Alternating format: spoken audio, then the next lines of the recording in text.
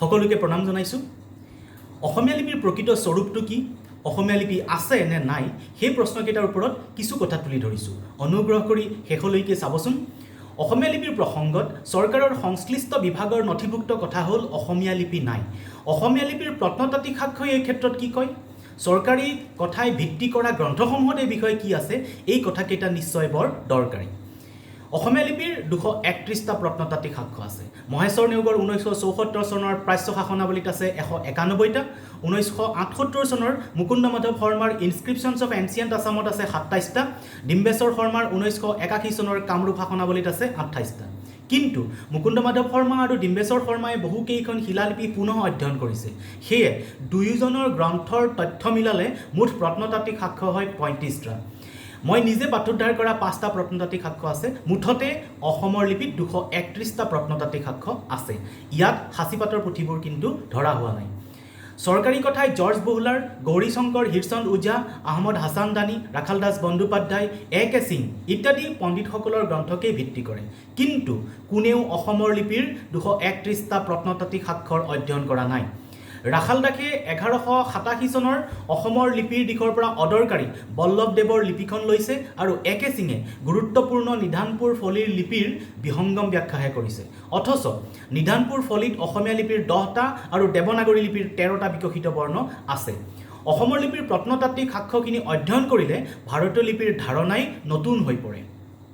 অসমীয়া লিপি নাই বোলা ধাৰণাটোৰ ইতিহাসত দেখা যায় 1919 চনত অসমৰ প্ৰথম ৰাখাল দাস বন্দ্যোপাধ্যায়ে in the north east the Bengali alphabet was adopted in Assam বুলি কৈছিল তেওঁৰ the origin of the Bengali script গ্ৰন্থৰ 5 নং পৃষ্ঠাত, য'ত অসমৰ লিপিৰ এটা প্ৰত্নতাত্ত্বিক সাক্ষ্যৰহে অধ্যয়ন আছে। ইয়াৰ পিছত অসমৰ লিপিৰ প্ৰত্নতাত্ত্বিক সাক্ষ্যবোৰ অধ্যয়ন নকৰাকৈ ৰাখাল দাসৰ এই ধাৰণাটো বিভিন্ন ৰূপত কোৱা হ'ল। 1959 চনত অচিত কুমাৰ বন্দ্যোপাধ্যায়ে বাংলা সাহিত্যৰ ইতিবৃত্ত গ্ৰন্থৰ পৃষ্ঠা 92ত কৈছিল, অসমীয়াটো কথাই নেই, দুটি হৰফ পাত দিলে বাংলা ও অসমীয়া লিপি অভিন্ন। 1963 চনত আহমদ হাছান দানিয়ে ইণ্ডিয়ান পালিঅ'গ্ৰাফিৰ পৃষ্ঠা 110ত কৈছিল, Assam had no separate script of its own. D C. চিৰকৰে 1965 চনত ইণ্ডিয়ান এপিগ্ৰাফিৰ পৃষ্ঠা 60ত ক'লে, the coins of the later kings are in Sanskrit in Assamese Bengali characters exactly as their epigraphical records. 1990 চনত এ.কে. সিঙে ডেভেলপমেণ্ট অফ নাগৰী স্ক্ৰিপ্টত ক'লে, অসমীয়া লিপি দেৱনাগৰী লিপিৰ এটা শাখা। অসমৰ লিপিৰ সকলো প্ৰত্নতাত্ত্বিক সাক্ষ্য অধ্যয়ন নকৰাকৈ অসমৰ লিপিৰ ওপৰত কেনেকৈ মন্তব্য দিব পাৰে? অসমীয়া লিপিৰ ক্ৰমবিকাশ গ্ৰন্থত থকা অসমীয়া লিপিৰ ক্ৰমবিকাশৰ তালিকাত পৰিষ্কাৰকৈ দেখা যায় 1571 চনলৈ অসমীয়া লিপিৰ প্ৰায় 1300 বছৰীয়া ইতিহাস আছে।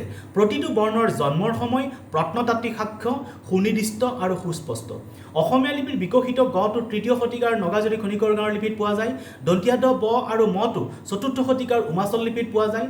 ক দন্তীয়া ধ দন্তীয়া ন ল মধনীয়া শ আৰু দন্তীয়া শটো 593 পৰা 640 খ্ৰীষ্টাব্দৰ নিধানপুৰ তামৰফলিত আছে। খ আৰু ঘটো আছে 820 পৰা 835 খ্ৰীষ্টাব্দৰ হৰজাৰ বৰ্মনৰ তেজপুৰ শিলালিপিত। বগীয়া যটো পোৱা যায় 875 পৰা 890 খ্ৰীষ্টাব্দৰ বলবৰ্মন তৃতীয়ৰ হাওৰাঘাটৰ তামৰফলিত। এটো পোৱা যায় 1030 পৰা 1055 খ্ৰীষ্টাব্দৰ ইন্দ্ৰপালৰ গুৱাহাটীৰ তামৰফলিত।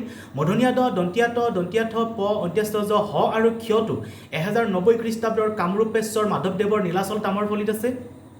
বিকশিত নিয়টো 1175 খ্ৰীষ্টাব্দৰ জাকুৱাপাৰা সমলা তামৰফলিত আছে। আধুনিক ৰটো 1339 খ্ৰীষ্টাব্দৰ ৰাউতকুছি তামৰফলিত আছে।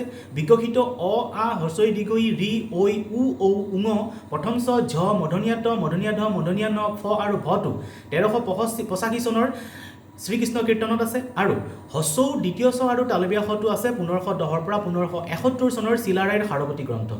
অসমীয়া লিপিৰ এই বৰ্ণখিনি ইয়াতকৈ আগত অন্য কোনো ঠাইত বিকাশ হোৱাৰ প্ৰত্নতাত্ত্বিক সাক্ষ্য নাই। পণ্ডিতসকলে 588-99 খ্ৰীষ্টাব্দৰ বুদ্ধগয়া শিলালিপিত কুটিল লিপিৰ প্ৰাথমিক ৰূপ দেখিছিল। কিন্তু অসমৰ লিপিত কুটিল লিপি আছিল তাতকৈ প্ৰায় 300 বছৰ পূৰ্বে নগাজুৰি খনিকৰ গাঁৱৰ লিপিত।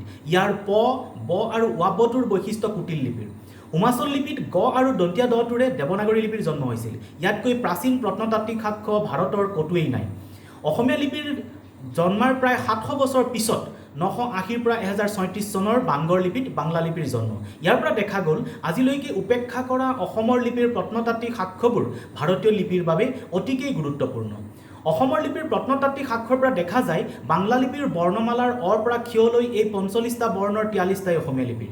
এই কথাটো ঢাকি ৰাখিবৰ বাবেই অসমৰ লিপিৰ ২৩১টা প্ৰত্নতাত্ত্বিক সাক্ষ্যক ইচ্ছাকৃতভাৱে উপেক্ষা কৰা হৈছিল। সেইবাবে ৰাখাল দাসে তেওঁৰ ২০ আগষ্ট ১৯১৯ খ্ৰীষ্টাব্দত প্ৰকাশিত the origin of the Bengali script গ্ৰন্থত ২৯ ডিচেম্বৰ ১৯১২ খ্ৰীষ্টাব্দত আৱিষ্কৃত নিধানপুৰ ফলিখন বাদ দিছিল।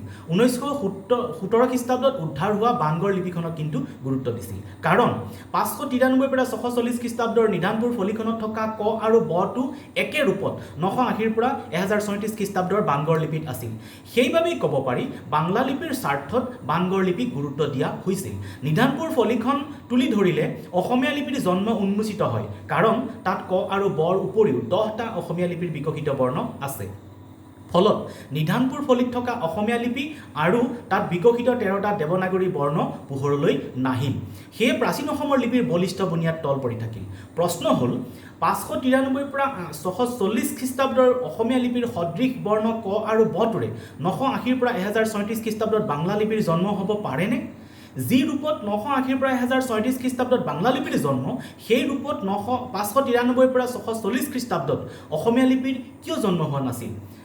ৰাখাল দাসে কৈছে ৯৮০ পৰা ১০৩৬ খ্ৰীষ্টাব্দত বাংলা লিপিৰ জন্ম, ১২ শতিকাতেই বাংলা লিপিৰ বিকাশ প্ৰায় সম্পূৰ্ণ হৈছিল। ১১৯৮ চনৰ পৰা ইয়াৰ চৰ্চা ২০০ বছৰ বন্ধ আছিল। ১৫ শতিকাৰ পৰা বাংলা লিপিৰ আংশিক পুনৰ্জন্ম হৈছিল। মানে বাংলা লিপিৰ জন্ম আৰু বিকাশৰ সময় প্ৰায় ২১৮ বছৰ মাত্ৰ। ইতিহাসে কয় এটা লিপি ক্ৰমবিকাশৰ ফল, ইয়াৰ বাবে হাজাৰ বছৰৰ প্ৰয়োজন। অসমীয়া লিপিটোৰো প্ৰায় ১৩০০ বছৰীয়া ক্ৰমবিকাশৰ ইতিহাস আছে, কিন্তু বাংলা লিপিৰ ক্ৰমবিকাশৰ কাল মাত্ৰ ২১৮ বছৰ। ১১৯৮ চনৰ পৰা বাংলা লিপিৰ চৰ্চা ২০০ বছৰ বন্ধ আছিল। প্ৰশ্ন হ'ল ২০০ বছৰ চৰ্চা বন্ধ থাকিলে এটা লিপি জীয়াই থাকেনে? লিপিৰ ক্ষেত্ৰত প্ৰত্নতাত্ত্বিক সাক্ষ্যই প্ৰধান। প্ৰশ্ন হ'ল এই সূত্ৰটো বেলেগ লিপিৰ ক্ষেত্ৰত কাৰ্যকৰী হয়, অসমীয়া লিপিৰ ক্ষেত্ৰত কিয় নহয়? অসমৰ লিপিৰ প্ৰত্নতাত্ত্বিক সাক্ষ্যবোৰ নপঢ়াকৈ অসমীয়া লিপি নাই বুলি কোৱা গ্ৰন্থবোৰ বিৰোধৰ যোগ্য, নে প্ৰত্নতাত্ত্বিক সাক্ষ্যৰে অসমীয়া লিপি স্বকীয় বুলি কোৱা গ্ৰন্থ বিৰোধৰ যোগ্য? কথাখিনি আপোনালোকৰ সন্মুখত তুলিহে ধৰিলোঁ। ধন্যবাদ।